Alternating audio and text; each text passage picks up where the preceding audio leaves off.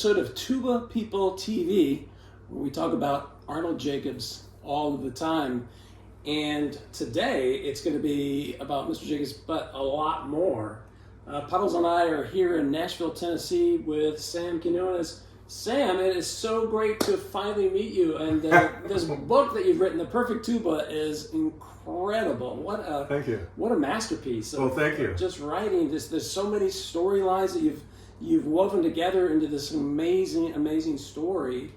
How did you get started? Where did this begin? Yeah, well, great. Mike, thanks so much and Jake back behind the camera, thank you for coming out and for your interest in my weird tuba project, because I do not play right from the get-go. I do not play the tuba, or any other wind instrument. I was never in band.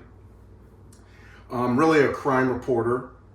I've been a reporter 38 years. Much of that in the last 15 years was taken up writing these two books on the other side here, Dreamland and The Least of Us. And these are books that I'm probably best known for, I guess, about, first of all, the opioid epidemic, OxyContin and heroin and all that.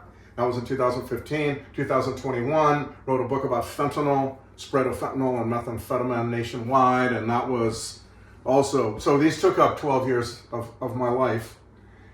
However, as I say in the book, at the same time heroin entered my professional journalistic life. I've never tried heroin, just that I've never played the tuba. Except that one time. Except one time, yeah, and it was not something to remember. I was working at the LA Times. I had lived in Mexico. My first two books were about Mexico. I've written 5 books. First two are about Mexico. I worked for the LA Times, came up from Mexico, came back to LA. I'm from LA area, and wrote a lot about Mexican immigrant issues and communities and neighborhoods and stuff. And along the way, I began to realize that the tuba in Mexican LA was huge. It was very, very, very popular instrument, and people would hire bands because they had a tuba in them and that kind of thing for backyard parties. A lot of Mexican immigrant life in LA takes place at backyard parties. It's really a big deal. And so I wrote this story, how trumpet players were switching to the tuba because they got paid triple, and how girls were dying to go out with a tuba player, you know what I mean? That kind of thing. And why that was, it had a lot to do with a guy named Chalino Sanchez, who I talk about in the book. I had written about in my first book. It's kind of why I knew this to be the case. Anyway, I write that story, and then the next day it comes out, and I get a call from a band director saying, yes, and they're stealing all our tubas. All these high schools were getting their tubas stolen, and it was not, they were only stealing tubas. They would break in, they wouldn't take the computers or the guitars or the trumpets or bass or anything. It was just the tubas for months. And these were schools who could not afford to lose even a poor tuba. And you know, they're very expensive instruments, as you know. And so I wrote these two stories, and along the way I realized I have this thing, a journalistic thing. When you find a group of people or somebody who's doing something for the deep love of it, not for any like promise of wealth or fame. These tuba players were making money, but there wasn't a lot of money, you know. And when you find somebody like that, they will, if you stick with them, you can harvest some amazing stories, but you got to stick with them, and it's not something you can kind of do and then forget about and come back to. And so I began to interview all these tuba players in LA, not just Mexican tuba players, but classically trained guys that worked at Disneyland and all this kind of stuff. And I interviewed Roger Bobo, who came through town, didn't know who he was really, but I just wanted to say, I'm working, meanwhile, writing these books about the country's opioid epidemic, but I thought I should stick with this thread, the tuba thread. I could not tell you why. I had no plan to write a book. I thought someday I may be able to use this. And it all was accumulated in this big folder called Tuba in my computer, right? That's all it was. And it was tapes, and it was transcripts, and it was some photos that I would take. I went to a conference Gene Picorni held in Redlands. I met Sergio Carolino. I met a couple other guys. I did interviews with all, and then as I began, this book comes out Dreamland comes out, and to our enormous surprise, it's a huge thing. It becomes a very, very big deal. And I begin to get invitations to go nationwide speaking about the opioid epidemic. I did 265 speeches in 4 years. It was insane. It was just, but all of a sudden everyone was like, what is this opioid epidemic? And it really kind of awakened the country. I'm very, very proud of the impact this book had. Along the way, though, I would go to places where I could interview tuba players. So I interviewed Winston Morris in Tennessee when he was there. I went to the Knoxville ITEA, which I didn't even know existed before that, and I would just talk to these people, and it just kept on going. Along the way, though, initially, right off the bat, one of the first interviews I happened to do was with Bob Carpenter, who's the Orlando Symphony tuba player, also an engineer, and he was the first one. This is really important. He was the first one to tell me the story of what I call the perfect tubas. Yeah. And then I interviewed Mike Royalance, and it was surreal talking with that guy. It was like, man, it's like an honor to be in the same room with these tubas. And my journalistic radar is going crazy. There's only two, and they're like, every tuba player views them as this kind of holy grail type tuba. And I thought, that is a great story. I gotta tell, if I ever do anything, it's gonna be with that in mind first. Then everything else falls in place around it, And so I never forgot that conversation. Bob remembered me when this book comes out, The Least of Us. This is about the worst addiction you can imagine. Methamphetamine, people out of their minds, insane, screaming and yelling at things that don't exist. And fentanyl, which kills you. And if it doesn't, it turns you into like this kind of obedient slave where you're just bent over at the waist and touching your shoes with your chin. And it's just really, and so I needed something else. This comes out in 21. I talked to my agent, and my agent says, I kind of had forgotten a little bit about the tuba by that point because this was so consuming. You didn't have time for anything else. So all of a sudden, she says, maybe you should see what kind of book you could write about the tuba project that you had told me about a few times. And I said, actually, that's a pretty good idea, because I had told her I'm so worn out on writing about drugs.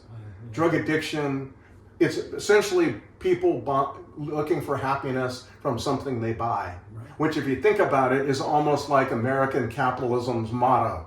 You can be happy if you buy our crap, whatever it is, right? And so anyway, I got back in touch with Mike. I got back in touch with Bob Carpenter, had a long talk with him, and his compatriot in crime, Tom Treese, who was another unbelievably fascinating. Both these guys are just fascinating fellas.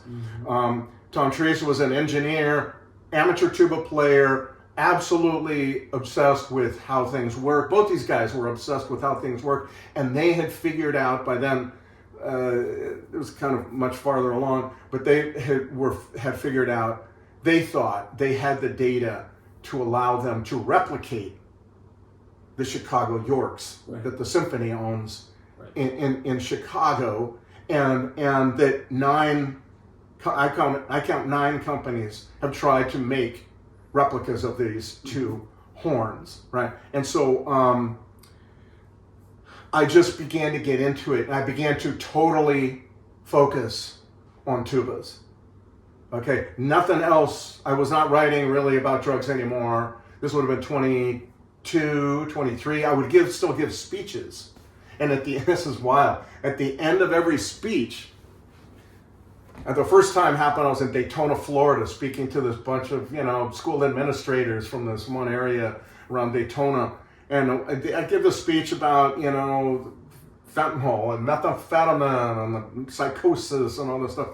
And they go, wow, that's fascinating. What's your next book?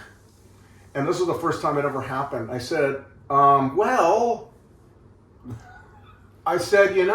you may be sad. Sorry you asked me that question, but then I went into it. Do you know There's like 100 people in this open room. The door? Do you know that there, in the history of human innovation of musical instruments, we've only been able to come up with 2 perfect tubas.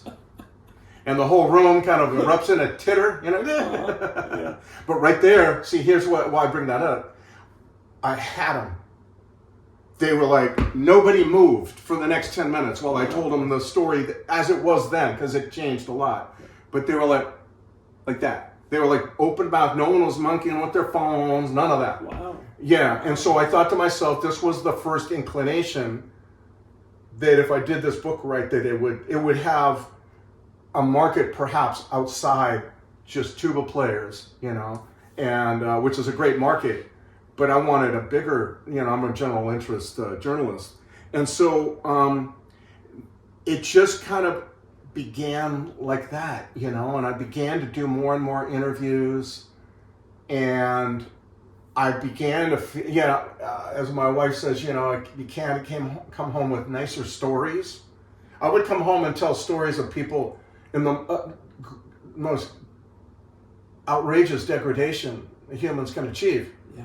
Writing about this stuff here, okay?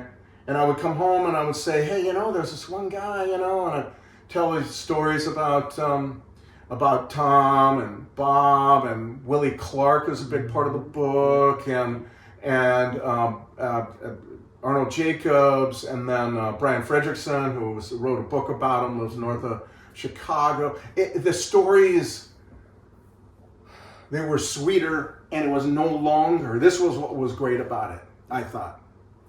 It was no longer about people seeking happiness from something they buy. Right. It was about what we all know to be the truth. You find fulfillment, not happiness, you know, not pleasure and all that. You find fulfillment from hard work and focus and all that kind of, and discipline and postponed gratification, and crucially, collaboration. And I began to see these stories much easier on my wife and daughter when I would come home with stories like that, than if you come home with stories about, I mean, fentanyl and meth. I'm not sure which is worse, fentanyl or methamphetamine, but I had 3 years of just full-time preoccupation with fentanyl and meth. So, well, and before we started taping, your wife was up here, and yeah. I literally, in my 10 pages of notes, preparing for this interview, one of my questions was, what's it like being married to Sam? You know, with all this fentanyl and opioid. I know, it's very rough. How does that and work? I married a woman, and I have a daughter who's the same way, who are really, really not into that stuff. Now, I'm a crime reporter. I kind of live for that stuff. Yeah. And I go to prisons and interview inmates and stuff like that, you know, or homicide detectives. I've done that a lot. Gang members from LA, I've done a ton of those. I love those stories. But the women in my life are not, I kind of like, they're much happier with the tuba stories. Can we change the channel? Yeah, but I needed that too. It was like, after you've written about, I did not become a journalist to write about one thing, you know? There's so much that's interesting. I could write about fentanyl and meth and find it fascinating. Mm-hmm. I could write about, you know, tuba sound waves and also be thrilled. So long as the people are fascinating, and this is frankly what I found, is that the people I would interview were just like very mesmerizingly fascinating people.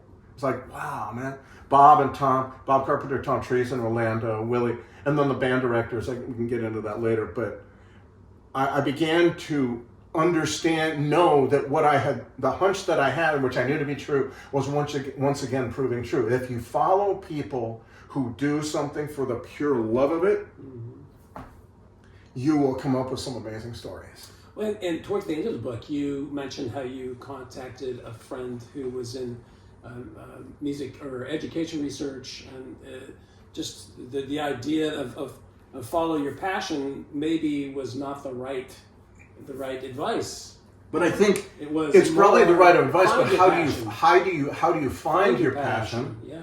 It's as if we walk around waiting to be hit with a bolt of lightning. Right. When in reality, I know in my case, you know, it's you find something you think you might do well, and you get into it, and you find that you really like it, but then you don't mind putting in all the extra work to get good at it and to continue to get good at it. It's not something that ends. Should not be something that ends, right? Mm-hmm. It's you're always getting to a place that you'll never reach, but you always want to work hard at it, and you want to put in all the effort that you will be required to put in if you really want to get good at something. And that is how you find your passion. It's that work aspect that we like to overlook, I think, in our culture today. I think that's not healthy for kids. They need to understand that you need to work through the tough parts. That's you know, persevere through failure. Mm-hmm. So often, if you fail, you know. But this is the philosophy of addiction recovery too. You're gonna relapse. You will relapse. I quit smoking years ago, but before I quit smoking, I quit 9 times. 9 times quit smoking, and then finally quit. You know, I haven't touched a tobacco product since 1996. But it's always like you fail, you learn, you fail, you learn, you fail, you learn, and you know. So Jacobs would say, you know, be willing to accept crudity on your path towards excellence. And so yes, just don't be worried about failing. Just be happy that you're making a sound and you can make it better. Right. And I thought that is one of the things I loved about it was tuba players was very few of them got into tuba because they really loved to play the tuba.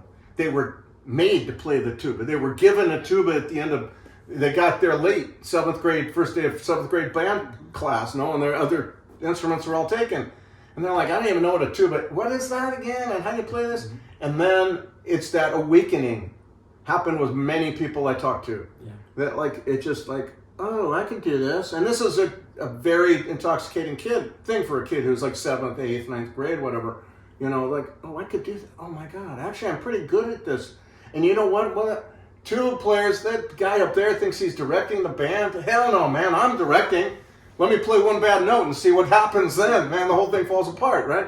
And so the tuba players, I loved it because they didn't come like, I must be a saxophone player, you know, or I'm not going to be happy. No, I'll try it. And I also liked it because the tuba is not like you have to be 13 to be able to play it. You can't be like 8. It's hard. Yes. It's so difficult. And so it's like you come to it from a different direction than almost everybody else in, say, the symphony orchestra, mm-hmm. who have gone through Suzuki method or whatever, and then major conservatories and all this.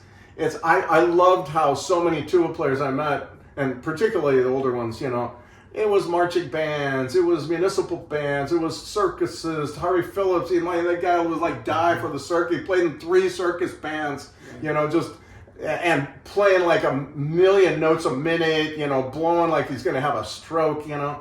Mm-hmm. I just loved that it was like this different way of coming to musical excellence. And then, of course, Orlando. I love the story I did this whole chapter about Orlando, Florida, where all these tuba players convened because Disney was paying a lot of good bands, a lot of good salaries, healthcare, they could afford a house. And all of them just came together as like this big kind of tuba scene. They didn't need to hang out with trombone players anymore. That's right. We didn't have to play duets on the excerpts.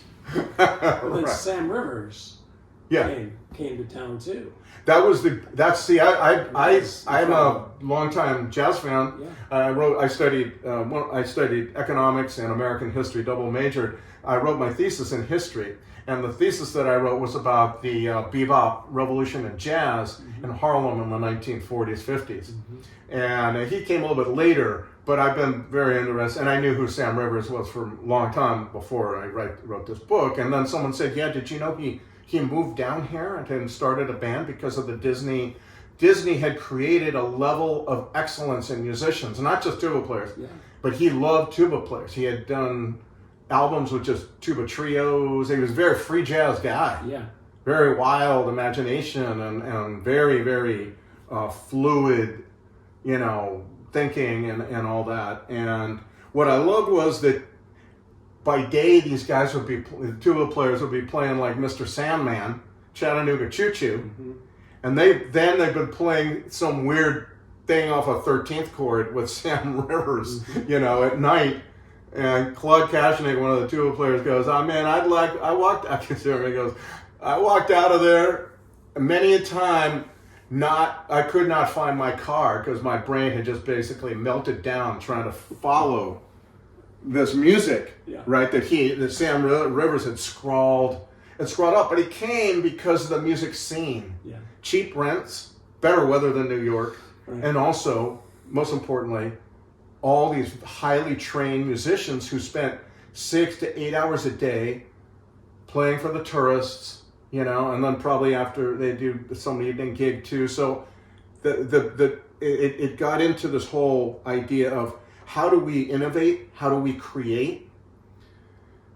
Immersion, total immersion. That's where you come to the insights and the ability to innovate and create. Mm-hmm. And then also scene, creation with other folks. Everybody's kind of all together. And they're all, the tuba players back then were all more or less the same age. Some of them were less serious than others, but the ones who were serious were damn serious, and they just, threw themselves into it. And they had these things called Thunderdome, where you go in kind of like a playoff between these two tuba guys. Just wild stuff. And this is what I was going, Thunderdome, what are you talking about? And then the guy would go, we'd go in there, one man, two man enter, one man leave, or something like that from the Mad Max movie. I love that, man. And it was just all about creation. These two books, all about the stifling of human capacity. Saying you can only do one thing, and that's take me, consume me. And that's what addiction is. It's a complete dominance. And here it's like all these people coming and trying to figure out what each of them can be after years and decades really of the tuba being this kind of segregated, limited thing. All these tuba players are like, screw that, man. I'm gonna find out how I can make my own tuba life or make it do something radically different with it. And that's why, I just loved writing about that stuff. After writing about this, I'm telling you, Mike, the meth and opioids. I mean, as you write in the book, it takes the breath out of you, it takes the life out of you. But the tuba, and you have like a Genesis 1 quote. Yes. With God breathing breath. This was the great lesson of Arnold Jacobs. Who said the breath and wind and song, right? It's like they got this enormous breath that's very godlike. It's about creation, right? And for so long, it seems like, before Arnold, pre Jacobs, a lot of tuba players were like, no, you can only do this. Yeah. This is all you could do. And whatever that is, that's all you could do. And what made his teaching so profound, in my opinion, was it was about the liberation of creativity. That's what Arnold Jacobs was all about. By training muscles and body parts to create this precious breath of life that could then fill a tuba with sound and then blow it out. So, and then I love the idea that he had of just translating the music that you had in your head. But it all got back to this, really the theme that I could never have told you when I started this, but it came to me because of immersion. I immersed myself in it, and all these things, I'm like sitting around, there'd be time I'd be sitting here on a plane going, holy shit, man. This is all true. I never thought about this. It's like, these, maybe how theorems occur to mathematicians or something. It was really, really beautiful stuff, and I realized it was exactly what I should be doing. But it was like this idea, like you can liberate creativity, and for too long, as Harvey Phillips said, we've been here, pink elephants and tuba jokes and whole notes, right? And now Orlando was one place where it really, really, really happened, you know. I mean, I didn't realize until reading your book that during the 90s, I mean, there because of Disney, there were really Orlando rivaled the metropolitan DC area in terms of brass players. Just the undoubtedly they had 300 plus people, and they all kept coming, and then they would go. It would be like coming, you know, it was not the same 300 always. It was like people come and go, but you always had what I loved about it was you had this idea from among a lot of them. Like I was when I was a kid, when I was a young reporter, I didn't care about anything. I just wanted to be a better writer. That's all I wanted to do. And it seemed to me like a lot of tuba players back in Orlando back then, that's all they wanted to do. And they were really the heirs to that whole thing that I call tuba Woodstock, right? Which took place 20 years before, which was, I didn't even want to remember what the name of it was. The first symposium, a tuba euphonium symposium. I was like, no, man. One thing about tuba players, okay, don't take offense. None of you should take offense. You got to tell your stories better. My God, no, it's not the first international symposium. It's tuba Woodstock, man. It's where the enormous tuba consciousness is formed. Tuba civil rights movement. We're no longer. We'll always be at the back of the band physically, but not figuratively. We're going to be wherever what hell we want to be. And, you know, that kind of thing. And it began with Bill Bell and his Bill Bell tuba record, which I have over there. And just like the liberation of creativity. And again, not to hit on the same theme too much, but after writing these two books, it was like enslavement. That was the theme. Drugs are enslavement. In fact, a lot of addictive stuff. Addiction is enslavement. You could be addicted to smartphones. You could be addicted to gambling or porn or whatever. And it's the same. I'm become a very, very boring person. That's all I want to do and nothing more, you know. And so to me, to be writing about this after that, right there was, like I say, I would spend there'd be these moments. I'd be driving. I have to turn on my phone tape recorder, to kind of like narrate into. Perhaps this is just record to some of these ideas that would just bam hit me like that, bam hit me again, and it was really, really great and joyous, fun, exciting, and then the stories, and then figuring out, okay, how do I put them all together and all that kind of stuff. But it was such a beautiful, I don't know, man. I just love doing it. And again, no knowledge of the tuba, zero knowledge of the tuba. Well, I mean, and that's one of the things that just captivated me initially reading the book. It just how much detail you really captured, how much accurate detail you really captured, and because we can all, those of us who are immersed in a certain something, can always tell if somebody is just doing it superficially. I live in deep fear of writing something that people who actually live in that world, whatever the world is I'm writing about, will know not to be true. This guy doesn't know what he's talking about. I definitely don't want to be there. Okay, and so, but that comes from, again, immersion, and it comes from endless questions. How many people did you interview? I would say somewhere on the order of maybe 50, 60. It depends what you mean by interview. Now, some people, like, I would interview them once for an hour, and not that they're not interesting, but they wouldn't have stuff that would be of interest to me, given now the shape the book was taking. Mm-hmm. You know, they would be taking me way over here. I can't go over there. I don't have time for that. I didn't have much time. Didn't have much funding, budget. I had to be very focused on where I was going. But it's also, you know, it was like you just have to relentlessly focus on where you're going. But at the same time, it's kind of a craft, a skill in the craft. You have to be wide open to new ideas. You can't say, this is what the book is about, nothing else. But once you talk with someone, you kind of know, okay, this person's not really fascinating person, perhaps a lot of interesting stuff, but either I can't get access to them enough, or they're just taking me in a direction that I'm afraid I just at a certain point I don't have time to do. And nevertheless, you have to be willing to follow the facts, and you cannot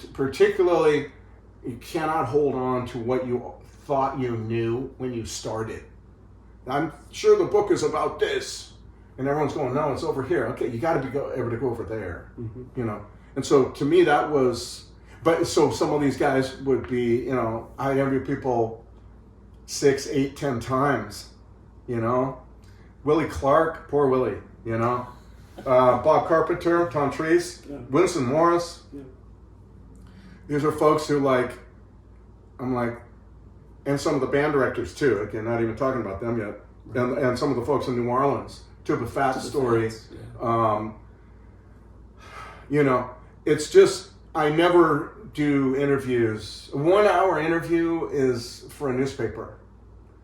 For a book, you got to really dig down deep, and then go home and write and come back with more questions. Writing is really essential in all this. You got to be writing, because it's through writing that you come to think better, and it's more questions occur to you. Mm-hmm. You know, sometimes the smallest little thing, like what car was he driving when he did that? You know, that kind of thing. But sometimes with much bigger questions, of course. And so, you know, I'm used to it. I love it. Most of my books, as I write in all of them, I've read a few books that help give me some background. I wrote I read Brian's Song and Wind about Arnold Jacobs. I read Mr. Tuba.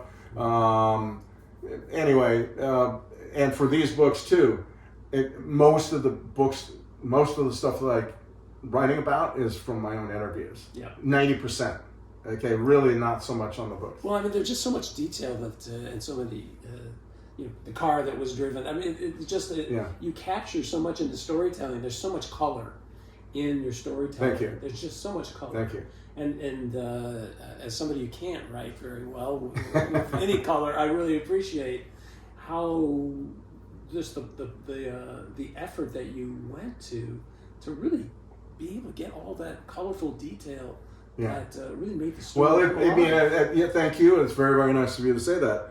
But it's also true that along the way, many, many people helped me. I could never. I mean, I don't know this stuff. I have to. Journalists is, you find it the people who know and you drain them. Basically that's the job. And so it just and then layers. And the good thing was that many of the people that I talked to, Brian was one. They were. I went up and visited him at his house 4 times, and then on the phone too. So that's the way it works. And you went to the hot dog place for lunch. I went to the hot dog place with Brian Fredrickson for lunch. Yes. All of that, and hung out and saw his basically museum to Arnold Jacobs. Mm-hmm. With all the little gadgets that Arnold Jacobs had in his studio, both at home and in the Fine Arts building there. Yeah. It just, again, he was another guy. Now, I'm not sure why nobody thought to write a story about Brian Fredrickson. I thought he was as interesting as Arnold Jacobs. Arnold Jacobs had far more profound impact. But from a journalistic point of view, Brian Fredrickson made Arnold Jacobs' life possible certainly after he retired. Mm. He did all these master classes, right. I think at Oregon and different places, right? Oklahoma, Florida. Marine Band. He did it. Brian was the guy who organized the whole thing. He filmed it all. You've got 250 hours of Arnold Jacobs' master class because of Brian Fredrickson. Mm-hmm. He watched Star Trek with Arnold Jacobs and his wife every day on the road. That kind of stuff. Yeah.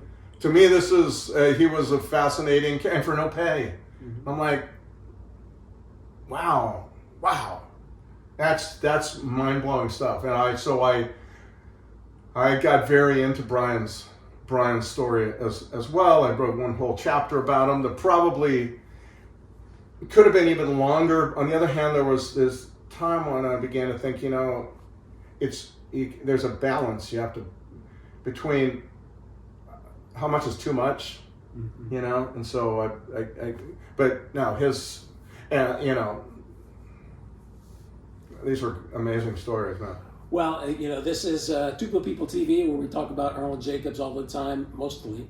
But ordinarily I interview people who had studied with him. You didn't study with Mr. Jacobs, No. but you have studied to some extent him. I'm wondering what, just in a few sentences or more, what's your take on Mr. Jacobs? What did he bring to the world? Well, clearly he was one of the first tuba superheroes. At a time when tuba players were looking for superheroes. Mm-hmm. Right? He was this titan. There weren't too many like him, or few, but you know, and it helped that he had these horns, these Holy Grail mystical York horns made by this company that doesn't exist anymore. Mm-hmm. No one knows the names of who built it other than the foreman, Pops Johnson. Mm-hmm. You know, no one knows the stuff, or very little of it, you know. And it helped too that beginning with Hurstbrunner, everybody makes a horn, but no one really right. Holton made one, Yamaha. They're all great horns, I'm sure. I mean, they tell me, what do I know? I don't play the tuba, but you know, it could have been a great horn, and yet it never quite comes, you know, right on the money, and so it's his voice as a musician helping to create this immense brass sound for Chicago Symphony, along with Bud Herseth and Clevenger and all these guys. And so anyway, that was certainly part of it. He becomes the first tuba star. Now there's, you know, in the Mexican world, banda world, those guys, those top tuba players, they all had signature mouthpieces. Right now, I don't think he had a signature Arnold Jacobs mouthpiece, but he was that kind of like that. And then and showing people again who were looking for a creative liberation what's one path that's possible. And he was widely respected among non-tuba players too, and so there was like this certain elevation of the respect, you know. And he played these horns that he never stopped talking about and loved and thought they were just the best horns ever, and that added to their allure and all that. But then, you know, I just thought he reached a new level as a teacher, a new level of profundity. I'm not sure if it's depth or high elevation, but whatever that is, he began to talk about issues and things that were far beyond like the technique that musicians, the younger musicians of that age age in their career are always focused on. Like, how do I make this, you know, this one passage in this etude just fluid as possible, that kind of thing. It's all technique. Right. And he was like, you know, he was like John Coltrane. He was like saying, well, yeah, but it's got to come from here. Mm-hmm. You know, Coltrane would not even know that he was playing the saxophone in certain moments of his career. Right. And when I read about Arnold Jacobs, I had already read a lot about jazz and stuff, and certain great musicians hit that level too. They you know, Coltrane was one, I suppose.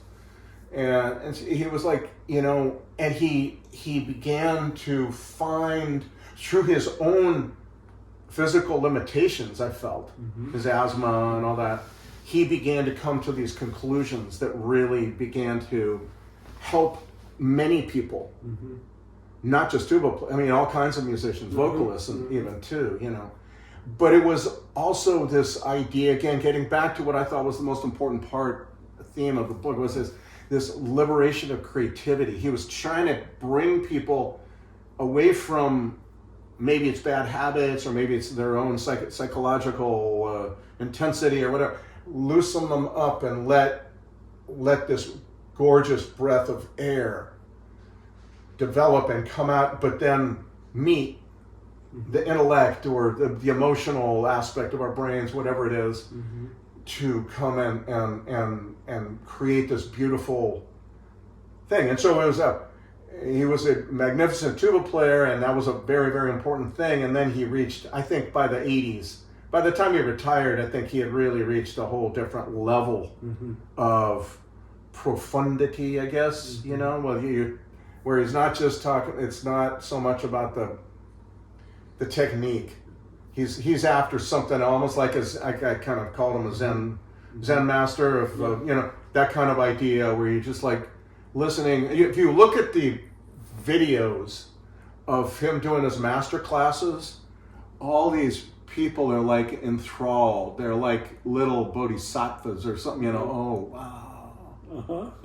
Like that, you know. And that's I think, you know, and hanging on every word from the master. On every word. And the other truth is too, equally alive was Arnold Jacobs, because he stopped playing. I mean, he had retired. Right.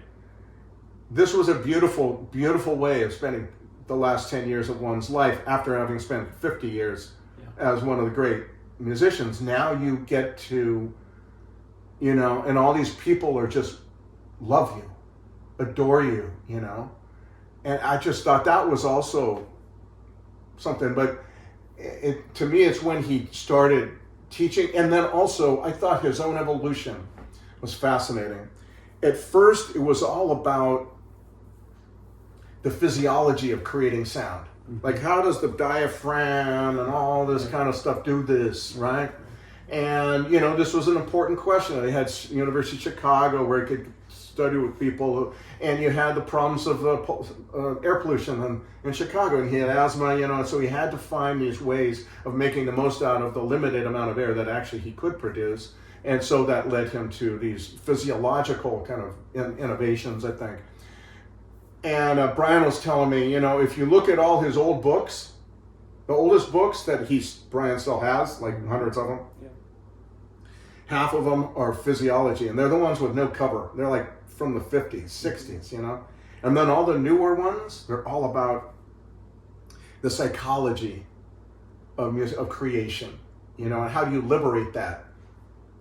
How do you free that? And I believe that was his own, Arnold Jacobs' own evolution, you know, when it came to, he marched that path. He walked that path for many, many years, and this was the path that he followed. And I thought that was profound. He had intuited, I believe, by the 50s, neuroplasticity.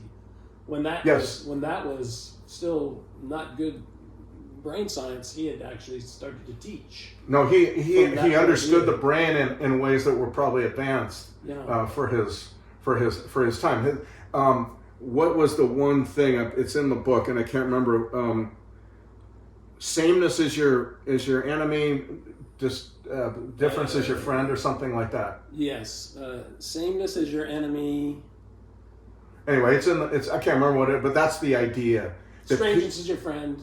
Strangeness is your friend. Sameness is your enemy. There we go. Okay, and that was a really great idea for people. Yeah. You know, that don't be afraid of what's very different, and I think a lot of tuba players came with that already in mind. He was kind of a philosopher of the tuba as well. Why?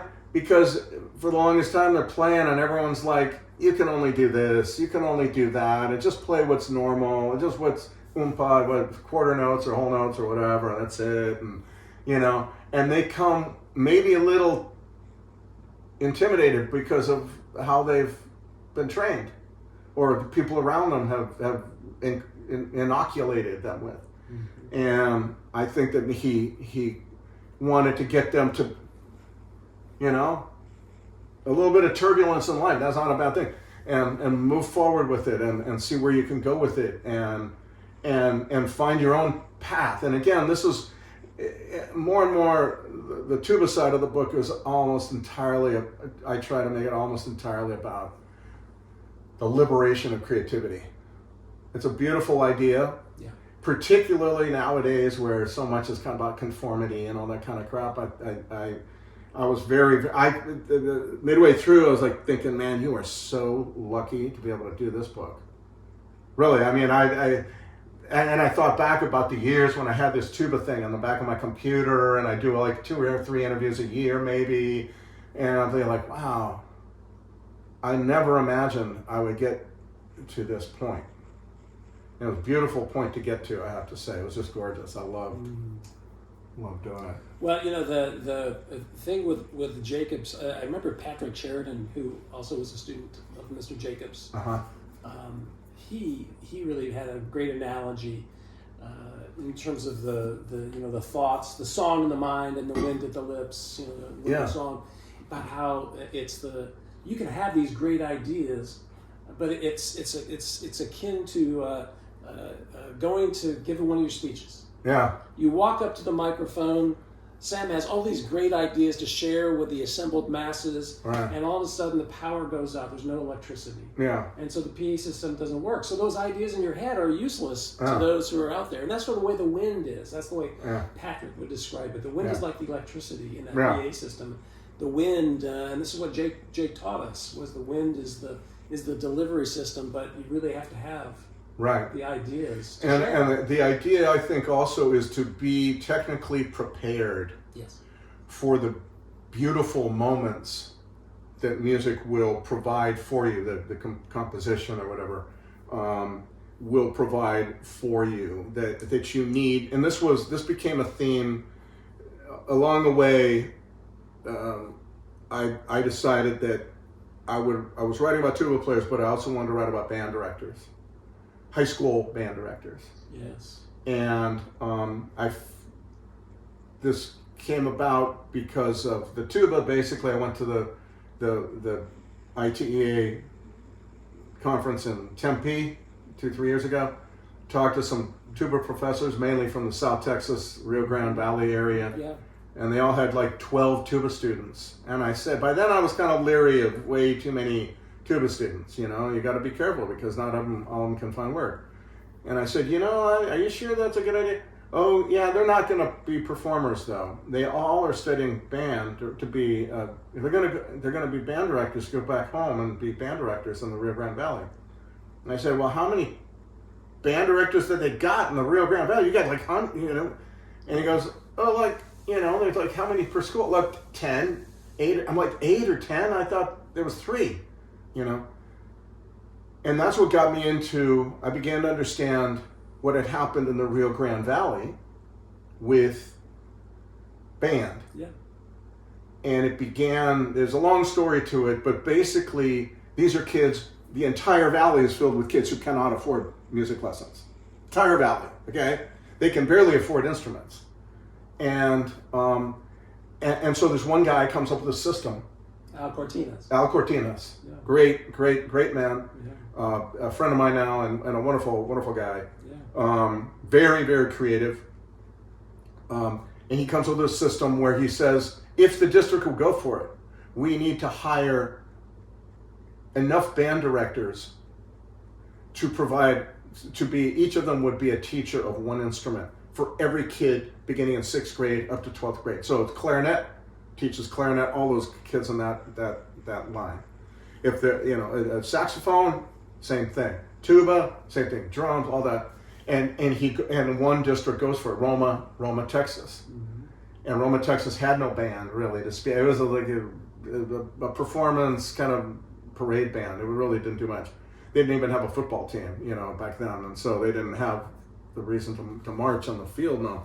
And so he comes up with this system that transforms Roma, Texas, and to the point where this is a town of 11,000 people. It's one of the poorest towns in Texas. And it right now, as we speak right now in San Antonio, Roma, Texas is competing in the finals of the Texas Band Championships again against bands from the wealthiest suburbs of Austin, Dallas, and Houston. Okay, and those are really it's Roma against 10 or 12 bands from those areas. That's it, right? All of them can afford, as one band director goes, we compete with bands who get their lessons from the symphonies of Texas. Well, and just to be clear, Roma today, as we speak, Roma, Texas still is not as wealthy as the suburbs of Austin. No. The median income of Roma is $15,000 a year. Yeah. Of Leander School District, which usually produces the top 3 of the top 5 bands every year. Outside of Austin. Yeah, that's just out north of Austin, yeah. Right. The median income is 4 times the Romans. And plus there's just all kinds of other opportunities. There's tons of music teachers, all that kind of stuff. And plus there's a long history. Many of the band people are, part of the community and that kind of thing. But Roma, man, I just love Roma's story. Part of that story was another band that was very similar. Lopez High these are just driven band directors who create from really almost nothing. Stacy Dunn was at Lopez? Stacy Dunn is who started the band when Lopez opened. But then George Trevino was the guy who, based on all that Stacy did, who took this band to this special, beautiful moment that I'm not going to tell you about, but it is one of the most wondrous stories I've ever told in my life, of this one moment playing this one piece. The first time a band from the Rio Grande Valley, poorest part of Texas, had been the honor band in the state of Texas. Yeah. And they come on and there's 30 kids, just got their first tuxedos they've ever had in their lives. And they go on stage to 2,500, I think it was, band directors and music teachers from the Texas Music Educators Association, and it's so beautiful. But kind of where I was going with all this was that George Trevino had this great moment of music where he had practiced, and then he was on stage when he was a kid and knew that he was prepared for the beautiful moment that was going to come through the music. He could have been technically not proficient enough, and it would have passed him by. But instead, he had worked so hard. And he said, I always wanted kids to be able to have that beautiful moment, but be prepared. So there was no messing around in these bands. This was serious, as serious as your life, right? These bands were not messing around. And the Lopez High story, it's such a great story. Well, thank you. I wanted to cry when I was writing. You wanted to cry. I cried while I was reading. Well, it's like Stand and Deliver, that movie about the math teacher in East LA. Same thing. It's the same thing. Both the Al Cortina story and the Lopez, Stacy Dunn and George Trevino and Adam Kramer, who was the assistant band director there. I don't want to leave him out. Rudy Barrera in Roma. Yep. You're talking about guys who put in the number of hours these guys put in. It's just insane. Yeah. They were because in that area, probably more true of Roma than of Lopez, but in that area you had to be a taxi driver at night. The band director had to drive the kids home because the parents worked 2 jobs or they only had 1 car or whatever the reason was. There were many nights, and Al had to be the guy who would tie the ties of the kids because the kids didn't have dads at home who could tie their, anyway, all this stuff. And he still has ties. He still has a collection of ties. You would not believe it, man. I was in his closet. I was like, yeah, let me see your closet of ties. I mean, that's the extent I go to try to figure out what the story is, right? Yeah. He says, every day every time there was a concert, there'd be some 9th grader, with a lot of hair and everything, and then, do you have a tie? No, sir, I don't. They always say, sir. They're like, yes, sir, yes, miss, no, sir, no, miss. And so Al would just sit there tying ties. That's what he would do because these kids didn't have, a lot of them, they had dads at home, but the dads didn't have a tie. They did not work. They were oil workers. They were, ranch hands. They were like custodians or stuff like that. So, I mean, that's the kind of people. It was such a beautiful, beautiful, beautiful thing. And both those stories just made me want to weep. And they were gorgeous stories. Very different weeping than for these things, right? You know what I mean? That was what was, that was such a great. I mean, and that is more than anything, that's why I wanted to come and talk to you. Oh, great. Is of course Mr. Jacobs. Of course, the York tuba, but these are the stories that is why there is a Mr. Jacobs and why there is a York tuba, is because of the work that these band directors, music educators, it could be choir orchestra directors.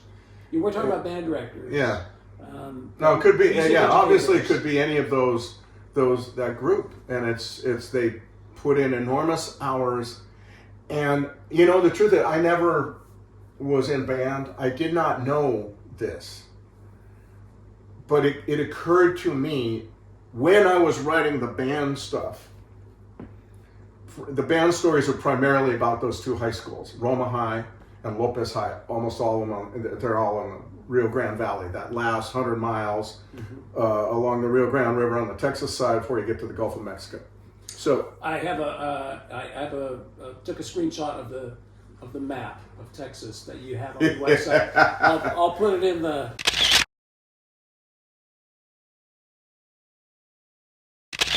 Okay, but isn't that a great map? Yeah, it's a great map. See, I got that map a week after Roma participated in the finals when I was there, which is 2023. Okay? And I'm like looking at all these other high schools. So there's 12 high schools, one of which is Roma. And I'm like, where are all these other high schools from? I'm like looking, where the hell are these names? Because many of them have names that don't correspond to any town. And so again, I have to look at that later. And so I forgot about it. And then over Facebook comes that map. Mm-hmm. And you see that year, that's what I say. Where are they? There's a star for each of the 12 finalists that year, 2023, at the Alamo Dome in San Antonio. Mm-hmm. 6 are just clustered on the outskirts of Dallas-Fort Worth. 4 are just north of Austin. 1 is near Houston. Yep. And then you have to look all the way down here, and there's one more star, and that's Roma, Texas. And I was like, oh my God, that's exactly. I knew that was the story, but the map was like this physical representation of it, Well, to me, that is like from a generalist point of view, from a human interest point of view, from a broad audience point of view, that's what this book is really all about. Yeah, are those stories, and they are so compelling. They are so colorful. But the other thing that hit me too, Mike, was that they are. My thesis for these 2 books here was that our drug addiction epidemic of all these drugs and many other things is really due to our shredding of community. We have lost connection, isolation, the ability to kind of like be around other people. We're also involved in our screens. In many towns, it's the economic devastation of deindustrialization has caused this. In other towns, it's prosperity. It's like these very wealthy suburbs where nobody knows one another. It's like this complete, but it's all kind of this isolation and this. And what I found to be fascinating was that tuba players and band directors, by their example, but also physically teach the values that sustain community, knit community back together. These are values and habits and attitudes that you need to sustain a good community. What are they? Punctuality, focus in a time of distraction, right? Perseverance, postponed gratification in a time of immediate gratification. Mm-hmm. Collaboration in a time of isolation. This is the crucial thing. And with band, I guess all these ideas became clear to me. And then I began to see, and then tuba players the same way. It's like, I'm not doing this because I'm going to get a new shoe contract. I'm doing this because I have found that the tuba has shown me what I'm capable of. And when a kid learns that he is capable or she is capable of more than they thought, that other people told them they were capable of, that is the biggest defense against drugs that you are ever going to find. That kid does not care about dope anymore. And that's what I came to find out, that band, tuba playing, but I believe a lot of like the really great instrumental, diving into a musical instrument does this the same way. is it's about the only thing that I've found that is really a very, let me put it this way to hedge my bets a little bit, but it's a very good defense against keeping kids away from drugs. Yeah. People always ask me this. I've been asked this question many times at conferences and speeches after these two books came out. Right. And I'm like, well, I don't really, how do I keep kids away from dope? I don't know. Well, now I know. Now I know. The band's role in a school is not to exalt the football team. A band's role is in a school or school district is to teach kids the ability, the stuff, the values, the hard work, the perseverance, the collaboration, the attitudes that require collaborating, like other people. All of that is essential to sustaining strong neighborhoods. And it's what makes, that's the role of band. And so the story goes, the guy goes, somebody asks a band director at the end of the year, how'd your band do this year? The band director goes, it's too soon to tell. Ask me in 10 years. Well, it's like what you said. You wrote something similar on game day. The football team wins or loses, but the Right. band kids win years later. Yeah, it's what the kids end up doing with their lives. And the Lopez High, Roma was this way as well, but I kind of got into really talking to a lot of the Lopez band kids who did that one legendary performance. Just people still talk about that performance 20 years later. Symphony number 6. All these kids, PhDs, 2 or 3 of them have PhDs. They're all gainfully employed, really good jobs, nice family life, settled, moving forward, really helpful to their community in one way or another. Several of them are teachers. At that school, I think the dropout rate was a third. A third of the freshmen who started 4 years later did not get their diplomas. They dropped out. But in band, the graduation rate was 100%. 100%. Band's role is, yes, to create some really great musicians, but mostly, and this is what you find, if you dig down, what I have found is no one will mention just casually that they were in band until you start talking to them about, I started talking about my book. Oh, I was in band. I met a federal judge. Oh yeah, you write a book about band? Really? I play trombone and you will find, I'm here to estimate without any factual basis whatsoever. I'm here to estimate at least 20% of the American public has been in band. Middle school, high school, or college, or all three, or whatever. Yeah. It's just huge, and it's one of those remarkable, and again, it could be choir, it could be orchestra, whatever. It's all kind of the same thing where it requires intense focus.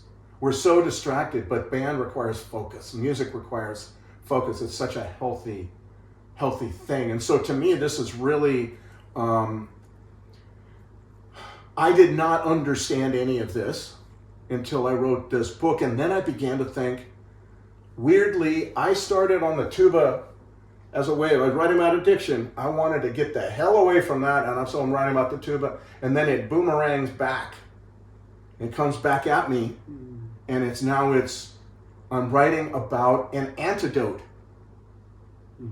to addiction, right? It's pursuing your own capabilities, not buying something to make you happy, but finding your capabilities through your own skill and hard work. That's why the subtitle of the book is Forging Fulfillment from the Bass Horn, Band, and Hard Work. I wanted to stand up for hard work in a time when every ad is telling us how we need to kick back and, eat a lot of crap, right? And so to me, this was profound. Again, it was like, oh my God, I can't believe this. This is absolutely true. I'm writing about the antidote.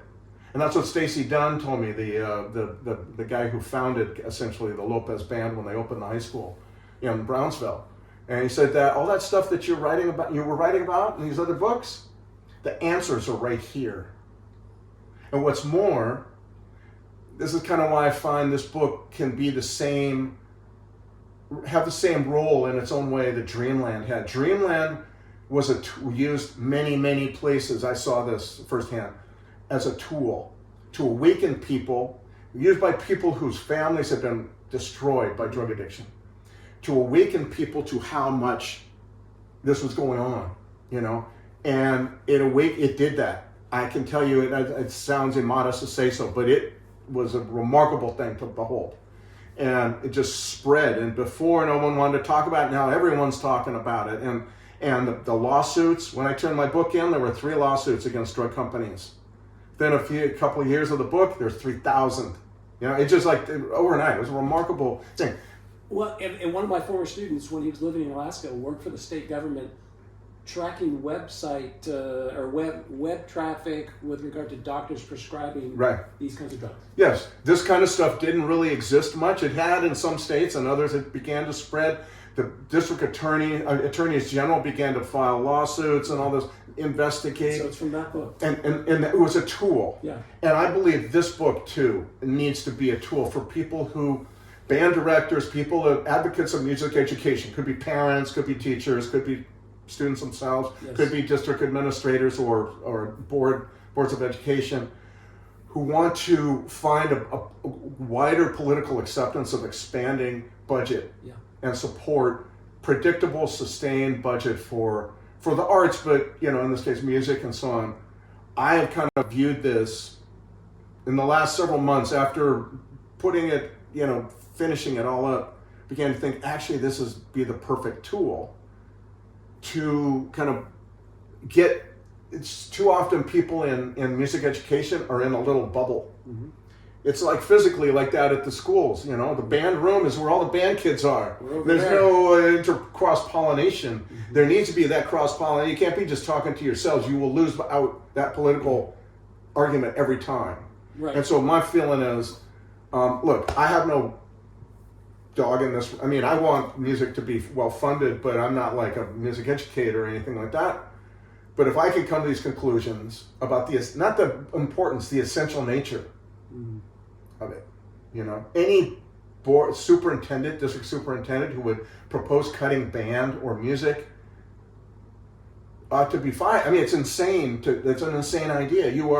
It's the most penny wise, pound foolish policy, you know. Yeah, and these days where STEM really is ruling the roost, and so much of it is about metrics. And so I know that my colleagues across the country, my music education colleagues, we're really trying to figure out ways that we can fit what we do into a metric-centric reporting. Yeah, you know, if I were doing it, here's what I would do. All you band directors out there, whatever, I'm a reporter. So what I would do is I would be a reporter. I would go around my district or surrounding county or whatever, and I would find stories of kids, people, now adults, who were in band at one time. And everybody you talk to, like that federal judge, you know, I met him at a conference about drugs, you know. Oh man, I loved it. I was so, you know, that was so great. And I could have gone on talking to that guy for 20 minutes. Now, if you get that, nobody actually knew that this federal judge, except for the judge and his family, was in band at one point. But if you get a federal judge to come before the school board, along with the local cafe owner who played percussion in the band 10 years after this federal judge, right? And then you get some, maybe the librarian or who knows how, you begin to accumulate stories. People respond to stories. That's what Dreamland proved. Right. Dreamland proved that to me. Well, I mean, I already knew it. It didn't need to prove it. But that's what, you start telling stories and people will wake up.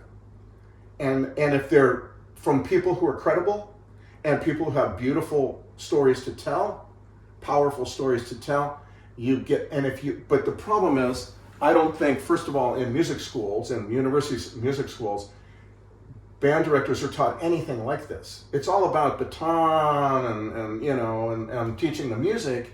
It's not about how to tell your story best.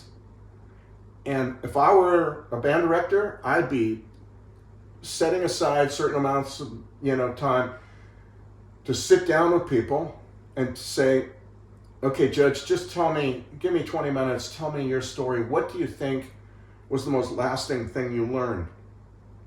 Well, clearly it wasn't the trombone, because he's a foreign federal judge, right? I learned punctuality, whatever. I learned discipline. I learned how to work hard. And the last story in the book, or one of the last, is about the problems with creating too many tuba players, right? And it's about a guy named Bobby Ortiz, right? Bobby Ortiz, I mean, this guy's story. These stories, after a while, I was just tripping over these beautiful stories, man. So many of them. They were unbelievable. So Bobby Ortiz grows up in Mission Viejo, Orange County, California. Wants more than anything he plays piccolo. That's kind of like girlish, so he switches to tuba, and the tuba just captivates him. He just, whoa, man, this is so great. I didn't know I could do this. All the stuff that you learn that is so beautiful. And he goes to Cal State Long Beach, where John Van Houten's teaching, and with John he becomes, like this, one of the top. And he has his great dream of being the next Oystein Badsvik. Right. And he just is, and now he buys a custom Oystein Badsvik custom tuba and all this kind of stuff, and he's just enamored with this idea. This is his life, until he gets, a little bit of reality begins to seep in the cracks, and he goes, yeah, but look, there's these better tuba players at USC or someplace else. I'm not better than they are, and they are not making a living, or they're, planning for another career.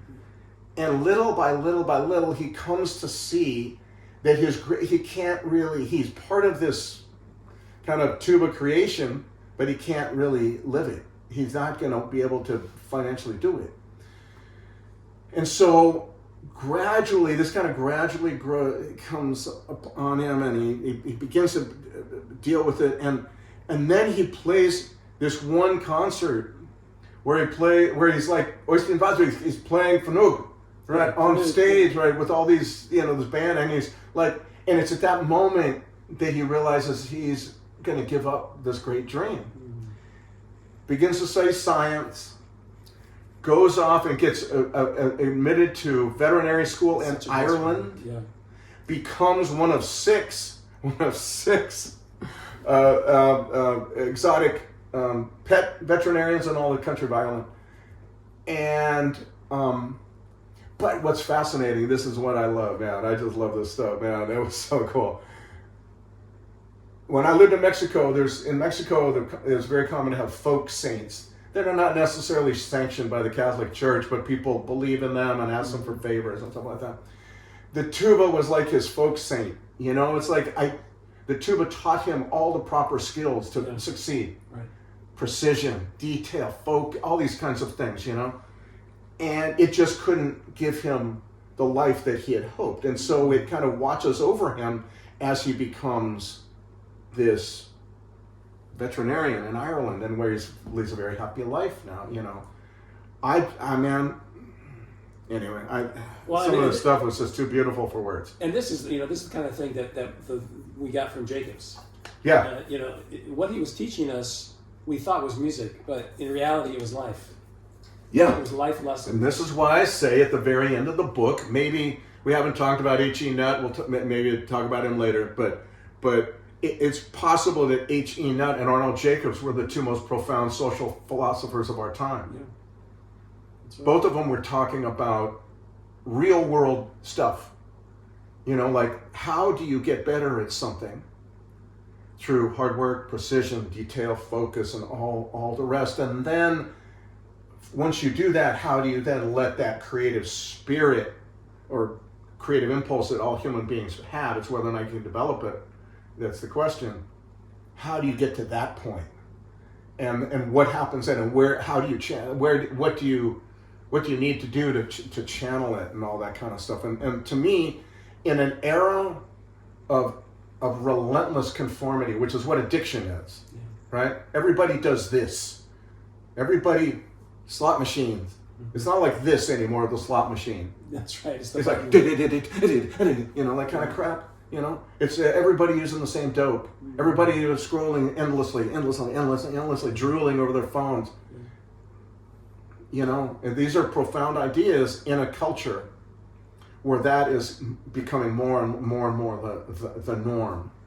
And I thought that all of these ideas that kind of came to me were just,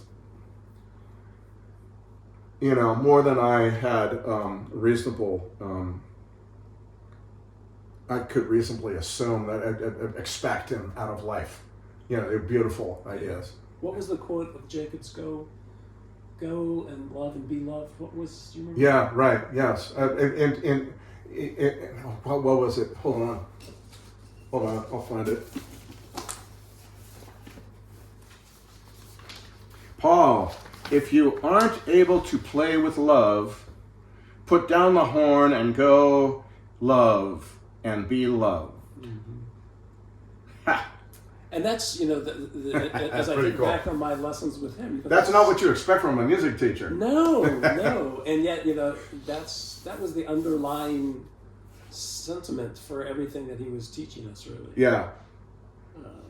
Sam, I just cannot thank you enough for opening up your place here and inviting Jake and I to come in, and Puddles, of course, too.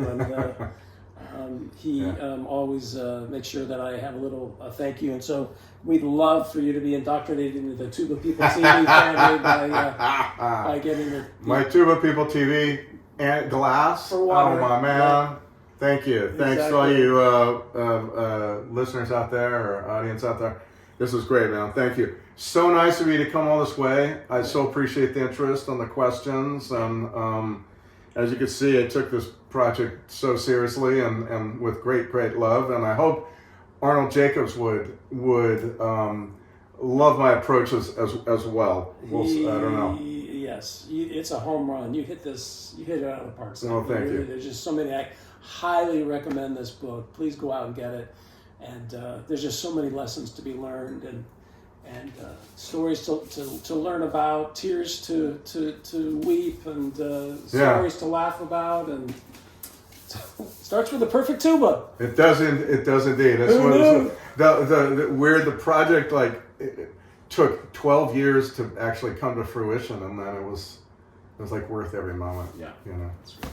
Thanks so much. Oh, my pleasure. Thank you. I really appreciate it. Thank you, Jake. And now back to you.